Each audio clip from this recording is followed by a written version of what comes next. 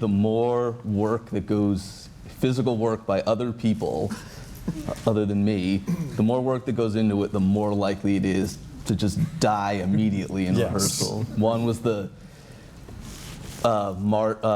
phrase "March comes in like a lion and goes out like a lamb." So it's like, well, something where halfway through the month it's a mutant lion / lamb. And I had the wardrobe people work for weeks on this mutant lion lamb costume. And I was like, no, still not right. Work more on it. And then rehearsal. It'll be worth it. You'll thank me in the end. And first pass in rehearsal, no. Never seen again. And then you kind of have to scurry past wardrobe. I feel like I have to apologize. Yeah. Weinberg, didn't you have a story where something was cut that you were in and just that you were hanging in midair? It's Brokaw. Tom Brokaw's, when he left, we did a grab bag? Desk piece with all just different things about that subject. And this is about Brokaw's retirement. And I guess I thought I did a decent time. Don't be modest. Let's hear your a little Brokaw. The greatest generation. Thank you, Brian. And so the joke was that we were going to retire our office Brokaw impressionist by raising him to the rafters. Sportster. So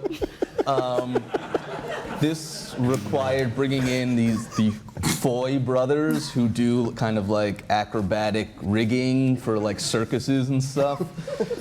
So we had to fly them in like from Vegas. Yes. And they came in and they rigged a harness so I could do my Brokaw impression and then be hoisted to the ceiling to remain there.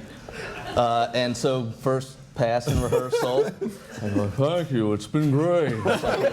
And then hoisted up, and I'm 15 feet over the floor, dangling, as I see everyone just staring up, and then Jeff Ross and Conan lean into each other and go like, what else can we do? And I sat there while they all like clamored to find something else to do. Yeah, you ripped it to shreds while you were stuck up there. Do you remember, you mentioned the new characters, do you remember any new characters who did not recur? Almost most of them. All but 3. Favorites? Like, there was a running gag about one that another writer friend of ours wrote. This is the word. Dan Dana, the guy that's never heard of bandanas.